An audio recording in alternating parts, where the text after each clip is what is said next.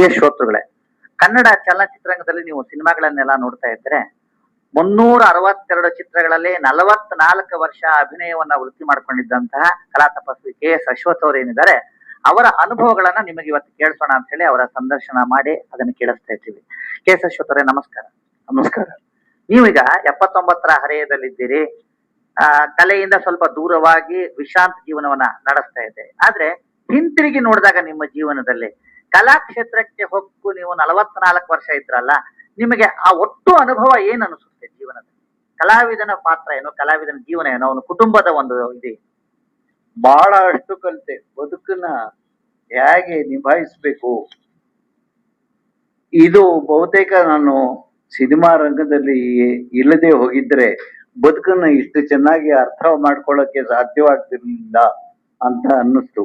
ಬದುಕನ್ನ ಹೇಗೆ ಸಮಸ್ಯೆಗಳು ಬರುತ್ತೆ, ಬದುಕನ್ನ ಎಲ್ರೂ ಕೂಡ ಏನೇನ್ ನಡೆಯುತ್ತೆ ಅಂತ ಅನ್ನೋದನ್ನ ಅರ್ಥಕೊಂಡು ನಡೆದು ಬಿಟ್ರೆ ಯಾವ್ದು ಸಮಸ್ಯೆ ಇರಲ್ಲ. ಸಮಸ್ಯೆ ಇರುವಾಗ ಯಾವ್ಯಾವ ರೀತಿ ಎದುರಿಸ್ಬೇಕಾಗತ್ತೆ ಅಂತ ಅನ್ನೋದನ್ನ ತಿಳ್ಕೊಬೇಕಾದ್ರೆ ಅದನ್ನ ಮಾಡಬೇಕು, ಅದನ್ನ ಅನುಭವಿಸ್ಬೇಕು, ಅವಾಗ್ಲೇ ಗೊತ್ತಾಗೋದು. ಈಗ ನೀವು ನಿಮ್ಮ ಚಿತ್ರರಂಗದ ಅನುಭವಗಳನ್ನ ಹಂಚ್ಕೊಳ್ಳೋದಾದ್ರೆ, ಯಾವುದೇ ಪಾತ್ರವನ್ನ ಮಾಡಿ ಪಾತ್ರದ ಸಂಭಾಷಣೆ ಹೇಳೋ ಶೈಲಿ ಆಗಲಿ, ಸಹಜವಾದ ಅಭಿನಯದ ದೃಷ್ಟಿಯಿಂದಾಗ್ಲಿ ನಿಮ್ಮನ್ನ ಬೇರೆಯವರಿಗಿಂತ ಬೇರೆ ದೃಷ್ಟಿಯಿಂದ ಜನ ನೋಡ್ತಾರೆ. ಒಬ್ಬ ಉತ್ತಮ ಕಲಾವಿದ್ರು ಅಂತ. ಸ್ಟಾರ್ ಅಲ್ಲದೆ ಇದ್ರು ಸಹ ಸ್ಟಾರ್ ಅಂತ ಹೇಳಿ ಕೆಲವರು ಬೆನ್ನು ಹತ್ತುತ್ತಾರೆ ಅದಕ್ಕೆ ಶೋಕಿ ರೀತಿ. ಆದ್ರೆ ಜನರ ಮನಸ್ಸಿನಲ್ಲಿ ಹತ್ತಾರ ಕಾಲ ಉಳಿಯುವಂತ ಪಾತ್ರಗಳನ್ನ ಮಾಡಿರ್ತಾರೆ. ಆ ಪಾತ್ರಗಳನ್ನ ಅಷ್ಟು ಯಶಸ್ವಿಯಾಗಿ ಮಾಡ್ಲಿಕ್ಕೆ ಕಾರಣ ಇದೆ ಅಂದ್ರೆ ನಿಮ್ಗೆ ಸಿಕ್ಕಂತ ಪಾತ್ರದ ಅದೃಷ್ಟ ಅಂತೀರಾ, ಅಥವಾ ನಿರ್ದೇಶಕರು ಅಂತೀರಾ, ಅಥವಾ ನಿಮ್ಮ ಶ್ರಮ ವಹಿಸಿದ ಪ್ರಯತ್ನ, ತೊಡಗಿಸಿಕೊಳ್ಳುವಿಕೆ? ಇದು ನೀವು ಮೂರೂ ಸೇರಿ ಹೇಳಿದ್ದು. ಅದೃಷ್ಟನೂ ಹೌದು, ನನ್ನ ಶ್ರಮನೂ ಹೌದು. ಅದನ್ನ ನನ್ನಿಂದ ಆ ರೀತಿ ಕೆಲಸ ತಗೊಂಡವರು ಒಂದು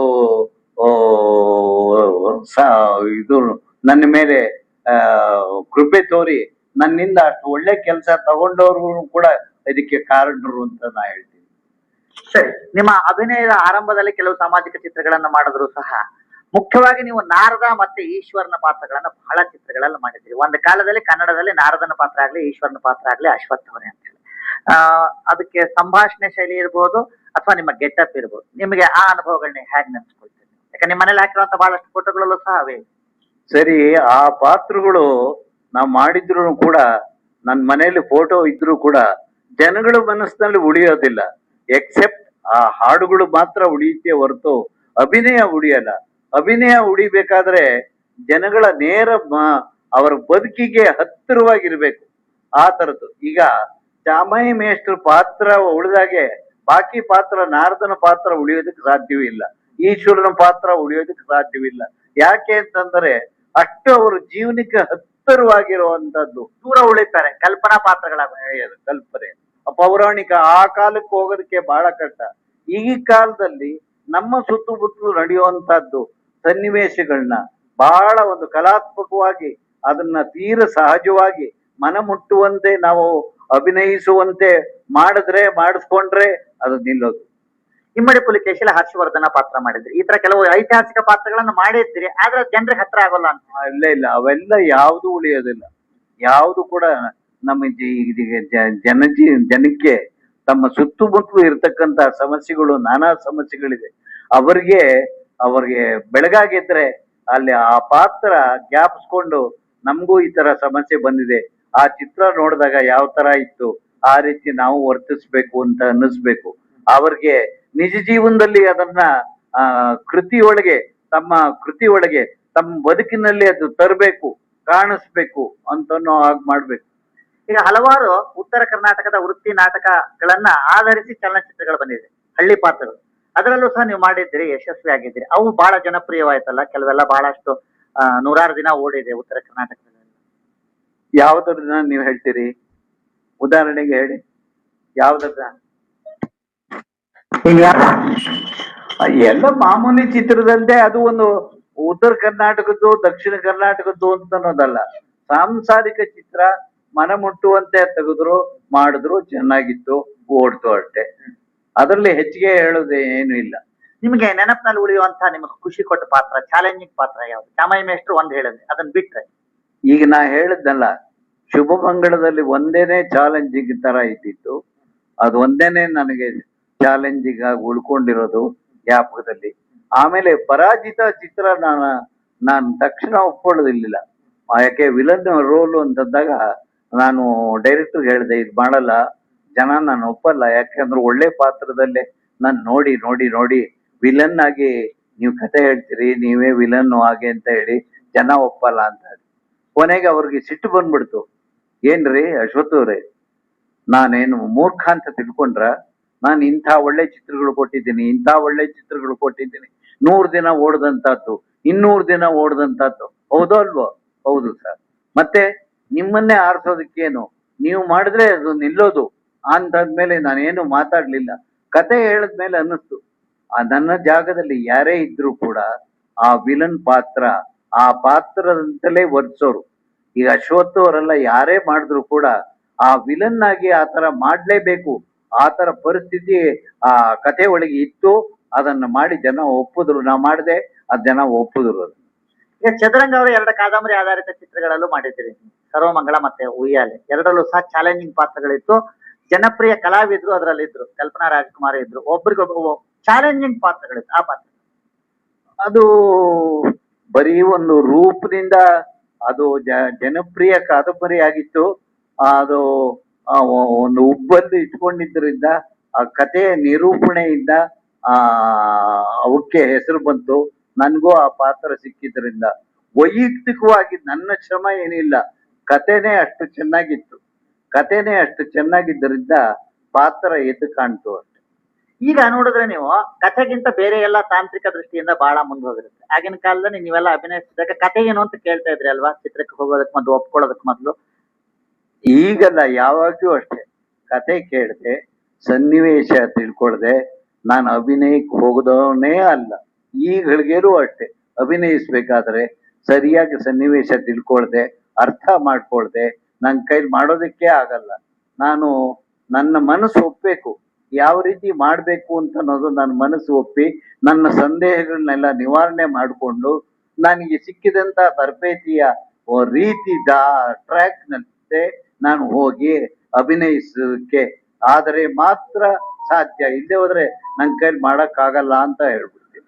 ಈಗ ಶಿಸ್ತು, ಸಮಯ ಪ್ರಜ್ಞೆ ಮತ್ತೆ ಒಪ್ಪಿಕೊಂಡಂತ ಕರ್ತವ್ಯವನ್ನ ಅಚ್ಚುಕಟ್ಟಾಗಿ ಮಾಡೋದು, ಇವುಗಳಲ್ಲಿ ನಿಮ್ಮನ್ ಬಿಟ್ರೆ ಯಾರು ಇಲ್ಲ ಅಂತಾರೆ. ಈ ತರದ ಗುಣಗಳನ್ನ ಹೊಸದಾಗಿ ಬರ್ತಿರುವಂತವ್ರು ಬಹಳ ಜನ ಇದಕ್ಕೆ ಶ್ರದ್ಧೆ ಭಕ್ತಿ ಕೊಡಲ್ಲ ಅಂತ ಹೇಳ್ತಾರೆ, ಈಗಿನ ತಲೆಮಾರಿನವರು ಅಂತ ಹೇಳ್ತಾರೆ. ನೀವೇನ್ ಹೇಳ್ತೀರಿ, ಜೀವನದಲ್ಲೇ ಆಗ್ಲಿ ಅಥವಾ ಪಾತ್ರದಲ್ಲೇ ಆಗ್ಲಿ, ಕಲಾ ಜೀವನದಲ್ಲೇ ಆಗ್ಲಿ? ಈ ಪ್ರಶ್ನೆಗೆ ನೇರ ಉತ್ತರ ಕೊಡ್ಲಾರೆ. ಶಿಸ್ತು, ಸಮಯ ಪ್ರಜ್ಞೆ ಮತ್ತು ಪ್ರಾಮಾಣಿಕ ಪ್ರಯತ್ನ ಯಾವತ್ತೂ ಕಲಾವಿದನಿಗೆ ಒಳ್ಳೆ ಹೆಸರು ತಂದ್ಕೊಡುತ್ತೆ. ವ್ಯಕ್ತಿತ್ವನ ಎಲ್ಲ ಗುರುತಿಸ್ತಾರೆ, ಮಾಡ್ತಾರೆ ಅಂತ ಅನ್ನೋದು ಮಾತ್ರ ಹೇಳಬಲ್ಲೆ. ಬೇರೆ ಕಲಾವಿದರು ಇದನ್ನ ಅನುಸರಿಸ್ತಿಲ್ಲ, ಮಾಡ್ತಿಲ್ಲ ಅನ್ನೋದ್ರ ಬಗ್ಗೆ ನಾನು ಏನು ಮಾತಾಡೋದಿಲ್ಲ. ಈಗ ನೀವು ಇಷ್ಟೆಲ್ಲ ವರ್ಷ ಅಭಿನಯಿಸಿದ ಮೇಲೆ ಅಭಿನಯ ಸಾಕು ಅಂತ ಯಾಕೆ ಅನಿಸ್ತದೆ? ಈಗ ನನ್ನ ಅನಾರೋಗ್ಯ ಪೀಡಿತನಾಗಿ ನನ್ನ ಆ ರೋಗ ಪೀಡಿತನಾಗಿರೋದ್ರಿಂದ ನಾನು ಇದರಿಂದ ದೂರ ಇರೋದೇ ಒಳ್ಳೇದು ಅಂತ ಅನ್ನಿಸ್ತು. ಆದ್ರಿಂದ ಇದ್ದೀನಿ. ಈಗ ಬ್ಯುಸಿ ಆಗಿದ್ದಂಥವ್ರು ವಿಶ್ರಾಂತ ಜೀವನಕ್ಕೆ ಹ್ಯಾಕ್ ಹೊಂದ್ಕೊಳ್ತಾರೆ ಅಂತ ಬಹಳ ಜನ ಕುತೂಹಲ ಇದೆ. ವಿಧಿ ಇಲ್ಲ. ಯಾಕೆ ಅಂತಂದ್ರೆ ದೇಹ ಯಾವಾಗ ಮನಸ್ಸು ಚುರುಕಾಗಿದೆ, ಆದ್ರೆ ದೇಹ ಅದಕ್ಕೆ ಕೋಆಪರೇಟ್ ಮಾಡಲ್ಲ, ಸಹಕರಿಸಲ್ಲ ಅಂತಂದಾಗ ವಿಧಿ ಇಲ್ಲ, ಹೊಂದ್ಕೊಳ್ಳೇಬೇಕು. ಈಗ ನೀವು ಪಾತ್ರಗಳನ್ನ ಮಾಡ್ತಾ ಇದ್ದಾಗ ನಾನ್ ನೋಡಿದ ಹಾಗೆ ನೀವು ಪ್ರತಿನಿತ್ಯ ವ್ಯಾಯಾಮ ಮಾಡ್ತಿದ್ರಿ, ಪ್ರತಿನಿತ್ಯ ವಾಕಿಂಗ್ ಹೋಗ್ತಿದ್ರಿ. ಇವಾಗ್ಲೂ ಸಹ ನೀವು ವಾಕಿಂಗ್ ಹೋಗ್ತೀರಿ.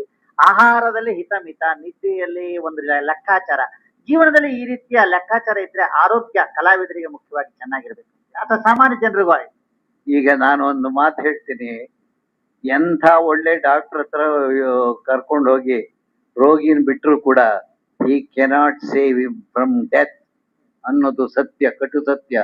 ಹೀಗಂದ್ಮೇಲೆ ರೋಗ ಬರೋದು ಮನುಷ್ಯನಿಗೆ ಸಹಜ. ಎಷ್ಟರ ಮಟ್ಟಿಗೆ ಸಾಧ್ಯವೋ ಅವರು ಅಷ್ಟರ ಮಟ್ಟಿಗೆ ಗುಣಪಡಿಸ್ತಾರೆ. ಆದ್ರೆ ಸಾವನ್ನು ಮಾತ್ರ ತಡೆಗಟ್ಟೋದಕ್ಕೆ ಸಾಧ್ಯವಿಲ್ಲ ಅಂತಂದಾಗ ಇದು ಇನ್ನೇನೇ ಹೇಳ್ಬೇಕು. ಅಲ್ಲ ಅಂದ್ರೆ ಬೇರೆ ಜನರಿಗೆ ಏನ್ ಹೇಳ್ತೀವಿ? ಈಗ ನಾನು ಹೇಳ್ತಾ ಇದ್ದೆ, ವಾಕಿಂಗ್ ಆಗ್ಲಿ ಅಥವಾ ಎಕ್ಸರ್ಸೈಸ್ ಆಗ್ಲಿ, ಇವುಗಳನ್ನ ಮಾಡೋದ್ರಿಂದ. ನಾನೇನ್ ಚಿರಂಜೀವಿ ಅಲ್ಲ. ಅಶ್ವತ್ಥಾಮ ಬಲಿರ್ವ್ಯಾಸ ಹನುಮಚ್ಚ ವಿಭೀಷಣ ಕೃಪಾ ಪರಶುರಾಮಶ್ಚ ಶಬ್ದ ಐತೆ ಚಿರಂಜೀವಿ ಅಂತ ತರ. ನಾನೇನ್ ಚಿರಂಜೀವಿ ಅಲ್ಲ. ಇಳಿ ವಯಸ್ಸಿನವನು. ಮನುಷ್ಯ ಅಂದ್ಮೇಲೆ ಮನುಷ್ಯನಿಗೆ ರೋಗ ಬರದೆ ಮರಕ್ಕೆ ಬರುತ್ತೆ ಅಂತ ಅಂದ್ಬಿಟ್ಟು ಗಾದೆ ಇದೆಯೇ, ಹಾಗೆ ಮರಕ್ಕೂ ರೋಗ ಬರುತ್ತೆ ಅನ್ನೋದು ಈ ದಿವಸ ಹೇಳ್ತೀವಿ. ಗಾದೆ ಹೇಳ್ತೀನಿ, ಒಂದಲ್ಲ ಒಂದ್ ಕಾಯಿಲೆ ಇಳಿ ವಯಸ್ಸಿನಲ್ಲಿ ಬಂದೇ ಬರುತ್ತೆ. ಎಷ್ಟೇ ನೀವು ಶಿಸ್ತಿಂದ ಇದ್ರು ಏನಾದ್ರು ಒಂದ್ ಸಮಸ್ಯೆ ಬಂದೇ ಬರುತ್ತಲ್ಲ. ಅಲ್ಲ, ನಾ ಬೇರೆ ಜನರಿಗೆ ಹೇಳ್ದೆ, ಈಗ ಬೇರೆ ಜನರ ಒಂದು ಇದರಲ್ಲಿ ನೀವೀಗ ಆರೋಗ್ಯ ಕಾಪಾಡ್ಕೊಂಡಿದ್ರಿಂದ ಇಷ್ಟರ ಮಟ್ಟಿಗೆ ಇದ್ದೀರಿ. ಇಲ್ಲ ಈ ಚಟಗಳನ್ನೆಲ್ಲ ಮಾಡ್ಕೊಂಡು ಈಗಿನ ಯುವ ಜನಾಂಗದವರಾಗ್ಲಿ ಈ ತರದವರಾಗ್ಲಿ ಒಂದ್ ಶಿಸ್ತೇ ಇರೋದಿಲ್ಲ. ಒಂದು ವಾಕಿಂಗ್ ಆಗ್ಲಿ ಅಥವಾ ಊಟದಲ್ಲಿ ಇದ್ರಲ್ಲಿ ಎಲ್ಲ ಹಿತಮಿತವಾಗಿ ಇಲ್ಲದೆ ಇದ್ರೆ ವಾಕಿಂಗ್ ಎಕ್ಸರ್ಸೈಸ್ ಮಾಡೋದು. ಸರಿ, ಆ ತರ ಏನಾದ್ರು ನಾನು ಇದ್ರೆ ಈ ದಿವಸ ಜನ ನನ್ನ ಮರ್ತೇ ಬಿಡ್ತಿದ್ರು. ಈ ಲೋಕದಿಂದ ನಾನು ಯಾವತ್ತೂ ಹೊರಟೋಗಿ ಯಾವ ತರ ಒಂದ್ ತೋರಿಸಿ ಒಂದ್ ಮಾಡಿ ತೋರಿಸಿ ಅಂತ ಪುಟ್ಟೋಡವ್ರು ಹೇಳಿದಾಗ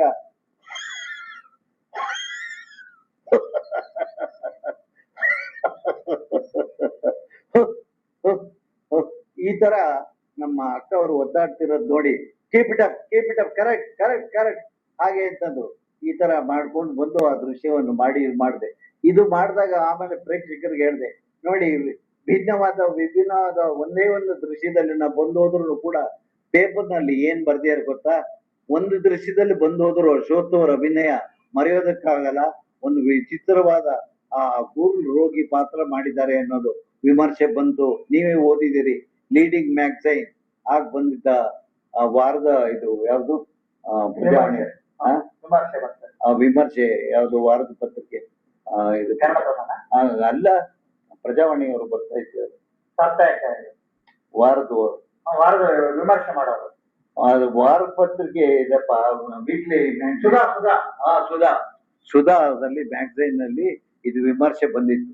ಆದ್ರಿಂದ ವಿಭಿನ್ನವಾದ ಪಾತ್ರ ಮಾಡಿಲ್ಲ ಅಂತ ನೀವು ಹೇಳ್ತೀರಲ್ಲ ಅಭಿಮಾನಿಗಳೇ, ಈಗ ನಾನು ಮಾಡಿದೀನಲ್ಲ ಅಂತಂದಾಗ ಹೌದು ಸರ್ ಒಪ್ತೀವಿ, ಬಹಳ ಚೆನ್ನಾಗಿತ್ತು ಸರ್ ಅದು ಹಾಗೆ ಏನು.